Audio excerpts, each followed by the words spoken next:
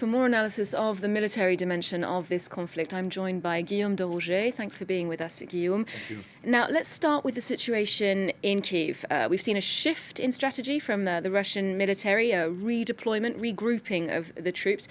In your view, what's the thinking behind this? Well, I would tame the idea of a real shift. I mean, yes, they have been slow.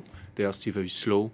A great length of logistical issues, and right now the main point for them is trying to keep their position, reinforce the way they will just control the surrounding cities.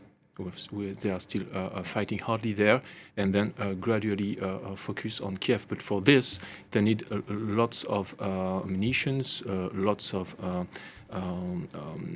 lines of logistics that can also be weaknesses in targets from the Ukrainian point of view. So for sure, we will see maybe a pause, or at least a form of slowdown of the operation in the next few days. My guess is not only mine, but I would say a community of experts. And the second thing is obviously the uncertainty regarding the real target.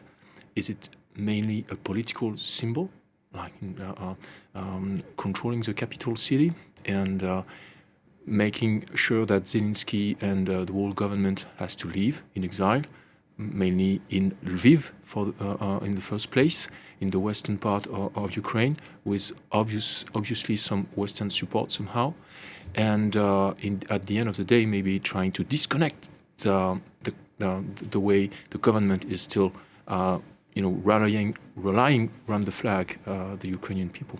It's true that would be a very symbolic defeat if Kyiv were to fall to the Russians. Now, what we have heard this morning is that on the Russian side, Vladimir Putin will allow volunteers to go to the front in Ukraine.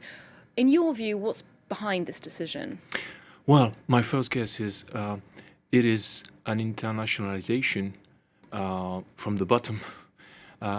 First of all, in the continuity of the Chechen involvement, which are part of Russia, obviously, but which have been somehow exaggerated, or at least stressed by the political and military power in Russia, and also the idea that they would try to put every means they have, National Guard, conscript, etc. But this time, there's also this same as with the Chechen, the idea of just frightening the people.